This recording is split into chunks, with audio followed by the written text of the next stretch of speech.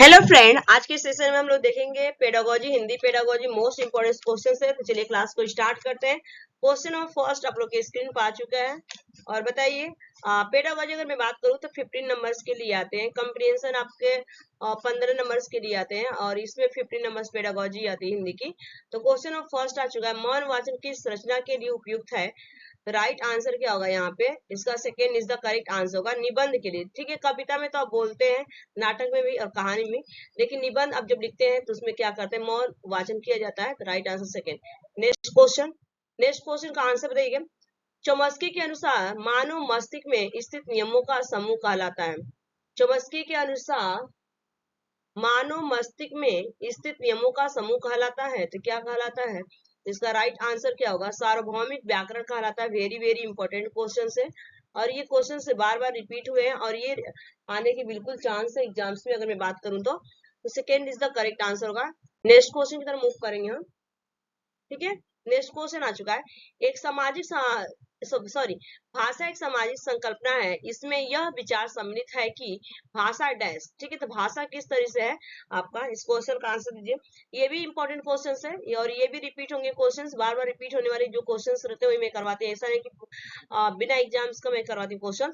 ठीक है, तो सामाजिक अंतःक्रिया के द्वारा अर्जित की जाती है। ठीक है, तो ये राइट आंसर क्या है इसका? सामाजिक अंतःक्रिया के द्वारा अर्जित की जाती है। तो first is the correct answer होगा। नेक्स्ट क्वेश्चन, निम्नलिखित में से कौन सा भाषा अर्जन के व्यवहारवादी सिद्धांत से संबंधित नहीं है? नहीं पूछा गया है, नॉट क्वेश्चन है, तो संबंधित नहीं है भाषा अर्जन से। ठीक है, तो देखिए यहाँ पे सक्रिय अनुकूलन बिल्कुल सही है। यहाँ पे खाली बर्तन दिया गया, प्रयास तथा त्रुटि दिया गया। यहाँ पे सामाजिक अंतःक्रिया, तो राइट आंसर होगा खाली बर्तन। ठीक है, ये आपका हो जाएगा second is the correct answer. Next question, अचानक से शब्दों को सीखना तब घटित होता है जब बच्चे डैश के माध्यम से शब्द संपदा सीखते हैं। तो किस तरह से शब्द संपदा को सीखते हैं ये पूछा गया है। इस क्वेश्चन का जो राइट आंसर होगा यहाँ पे पठन सामग्री की समझ के लिए उन विषय शब्दों को पढ़ाना जो पठन सामग्री में आए। ठीक है, तो राइट आंसर क्या होगा यहाँ पे? Third is the correct answer होगा। ठीक है, नेक्स्ट क्वेश्चन, जब एक व्यक्ति समाचार पत्र में नौकरी के लिए कोई विज्ञापन पढ़ता है वो डैश, तो किस तरह से होता है पूछा गया है। बारीकी पाठ्य पुस्तक को बारीकी से पढ़ा है, बिल्कुल सही है कि वो विज्ञापन समाचार पत्र में नौकरी के लिए पढ़ा है ना, तो ये आपका क्या करेगा? बारीकी से पढ़ेगा। ऐसा थोड़ा सरसरी पाठ नहीं होगा। तो राइट आंसर क्या होगा? First one. ठीक है, नेक्स्ट क्वेश्चन का आंसर दीजिए। नेक्स्ट क्वेश्चन आ चुका है, भाषा अधिगम में कहानी सुनाना डैश एक प्रभावकारी माध्यम है। तो भाषा अधिगम में कहानी सुनाना डैश एक क्या है पूछा गया है। तो अगर मैं बात करूं तो भाषा जो होता है ना, नैतिक शिक्षा प्रदान कराने के लिए होती है। ऑप्शन सेकंड है श्रवण कौशल को विकसित करने के लिए होती है। ऑप्शन थर्ड है कि लेखन कौशल को विकसित करने के लिए होता है। खाली समय में बच्चों को व्यस्त नहीं। तो राइट आंसर क्या होगा? नैतिक शिक्षा प्रदान करने के लिए आपका भाषा अधिगम में कहानियां का एक प्रभाव माध्यम होता है। ठीक है, प्रभावकारी माध्यम। तो first is the right answer. Next question, dash के स्थान पर डैश के अनुसार मनुष्य भाषा अर्जन यंत्र के साथ जन्म लेते हैं जो उन्हें भाषा सीखने में सहायता करता है। ठीक है, जन्म के साथ क्या कहते हैं? भाषा यंत्र। ये किसने किया था? ये आपका हो जाएगा नॉम चॉमस्की। ठीक है, वेरी वेरी इंपॉर्टेंट क्वेश्चन है। Third is the right answer. Next question, जब विद्यार्थी आनंद के लिए पढ़ते हैं इसका तात्पर्य वे डैश में संग्रहण है। तो किस तरह से पढ़ते हैं आनंद के लिए?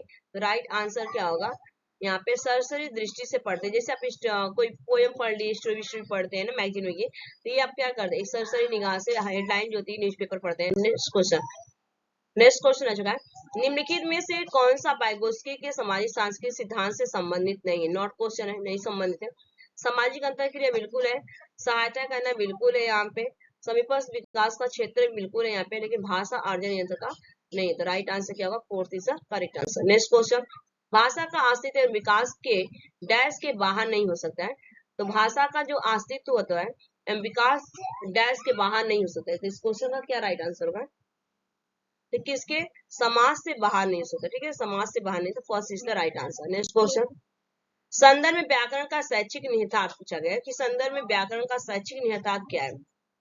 अगर मैं बात करूं तो इस क्वेश्चन का जो राइट आंसर होगा, तो व्याकरण पाठ के संदर्भ में सिखाया जाता है। कब सिखाया जाता है? व्याकरण पाठ के संदर्भ में ही सिखाया जाता है। ठीक है, तो right answer second answer correct answer. Next question,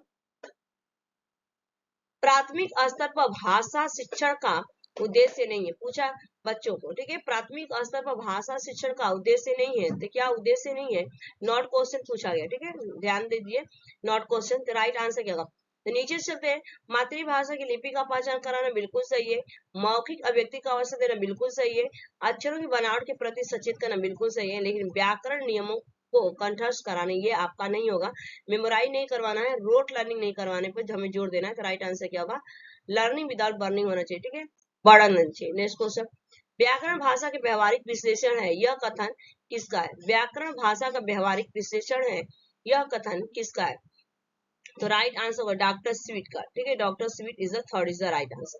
next question, उच्च प्राथमिक स्तर पर हिंदी भाषा शिक्षण का सर्वाधिक संबंध पूछा गया है, उच्च प्राथमिक स्तर पर हिंदी भाषा शिक्षण का सर्वाधिक संबंध किससे है, तो राइट आंसर होगा यहाँ पर हिंदी की व्याकरणिक व्यवस्थाओं को जानने से, ठीक है, तो राइट आंसर होगा हिंदी की व्याकरणिक व्यवस्था को जानने से। नेक्स्ट क्वेश्चन, लेखन क्षमता के आकलन के लिए पूछा गया है कि लेखन क्षमता के आकलन में क्या राइट आंसर होगा, तो राइट आंसर होगा अर्थपूर्ण वाक्यों और संदर्भों को देखना होगा, ठीक है, अर्थपूर्ण वाक्यों और संदर्भों को देखना होगा। नेक्स्ट क्वेश्चन, निम्न में से उपलब्धि परीक्षण के नियम निर्माण का चरण नहीं है, नॉट क्वेश्चन है, चरण नहीं है, तो राइट आंसर होगा इस क्वेश्चन का छात्रों की कमियों के कारण की जानकारी प्राप्त करना, इस परीक्षण के द्वारा छात्राओं में पाई जाने वाली कमियों के साथ में पाई जाने कमी बिल्कुल नहीं होगा, तो यही राइट आंसर हो सेकेंड वन। नेक्स्ट क्वेश्चन, उच्च प्राथमिक स्तर पर बच्चों की हिंदी भाषा की क्षमता के आकलन में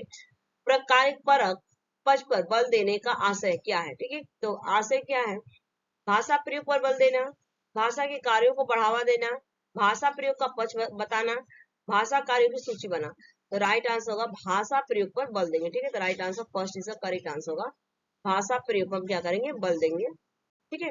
नेक्स्ट क्वेश्चन, उपचारात्मक शिक्षण की सफलता निर्भर करती है, तो किस पर उपचारात्मक आपका रिमीडियल टीचिंग जो होती है सफलता निर्भर करती है, ये पूछा गया, तो राइट आंसर क्या होगा इस क्वेश्चन का, तो जो इस क्वेश्चन का जो राइट आंसर होगा समस्याओं के कारणों की सही पहचान पर, ठीक है, समस्याओं के कारणों की सही पहचान पर, ठीक है, जब हम बीमार पड़ते हैं तो डॉक्टर के पास जाते हैं, तो डॉक्टर क्या करता है, हमारा निदान करता है, उसके बाद क्या करता है, उपचार करता है।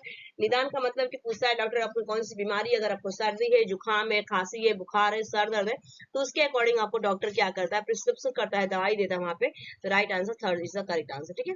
नेक्स्ट क्वेश्चन, शिक्षार्थियों की सतत एवं समग्र मूल्यांकन पर प्रभावी जोर दिया गया, तो शिक्षार्थियों की सतत एवं समग्र मूल्यांकन पर बल दिया गया, प्रभावी जोर दिया गया, ठीक है, तो राइट आंसर क्या होगा यहाँ पे, राष्ट्रीय शिक्षा नीति 1986 में जोर दिया गया, ठीक है, तो right answer first is the correct answer होगा। अब बताइएगा 20 आउट ऑफ 20 किसके मार्क्स आए हैं, ठीक है। Thanks for watching this video, bye bye, take care, have a nice day.